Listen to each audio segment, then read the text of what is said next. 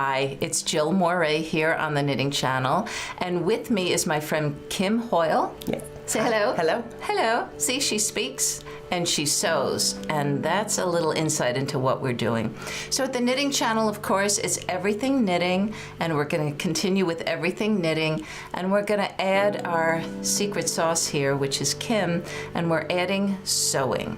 Now, it's not going to be your mother's sewing, right? It's not going to be just, and this is what you do here.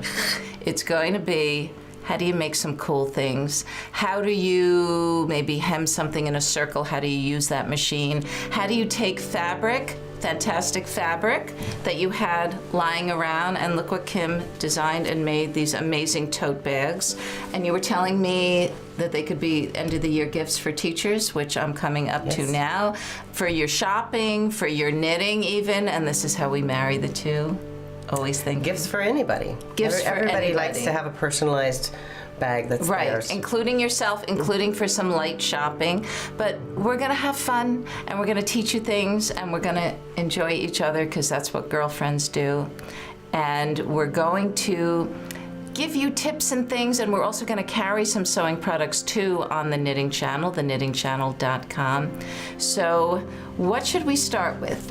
I think we should start with these amazing tote bags. Now, what we're going to do today is we're just going to tell you a little bit about what we're going to do in detail, and Kim is going to show you how to create a pattern for this, how to sew them, and how long does it take you to make one of these?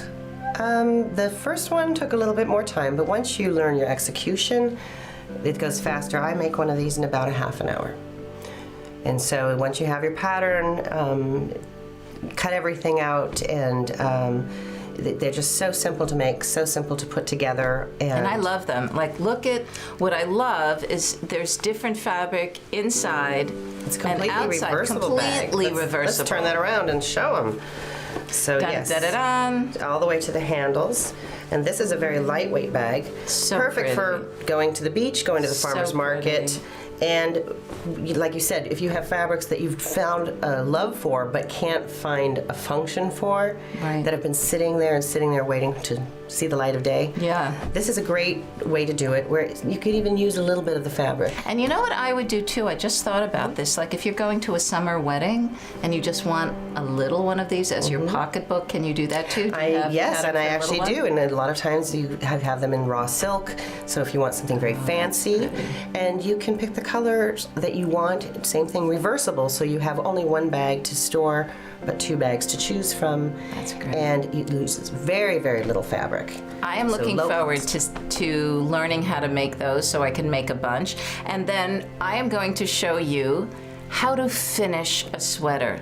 Now, I want to see how to finish a sweater. Yeah, I will show you, because I have no idea. It's actually my favorite thing to do.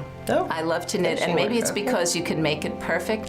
I'm going to show you how to weave the seams so there are no shoulder seams. How to weave it is called a Kitchener stitch, and it was invented to be used on the toe of socks. It was called the Kitchener toe, and now we use it for lots of things.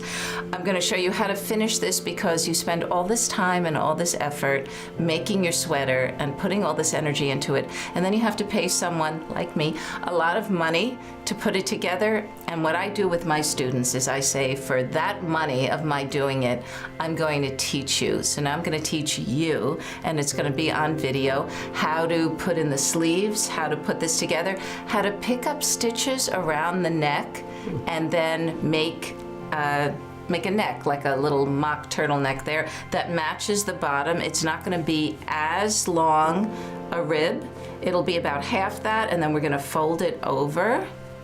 Do it this way, fold it over so you have a nice neck. Now, her pattern did not call for that. It was just a plain cardigan, and it's a nice little finishing technique to add just an inch of a rib there. It makes it stiffer, it makes it nicer, it makes it lay You have a little much structure. better. A little more structure to it. This is why I need Kim here.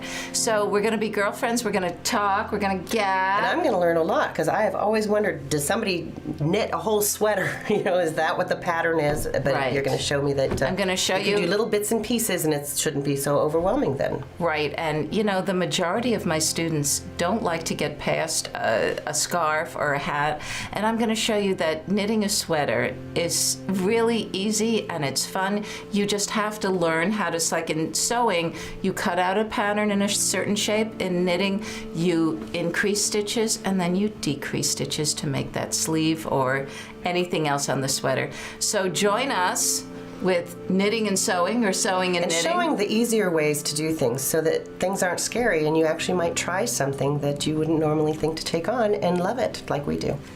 And I love her, and you will too. It's Jill and Kim and Jill, and we'll see you next time on the Knitting Channel. Bye-bye.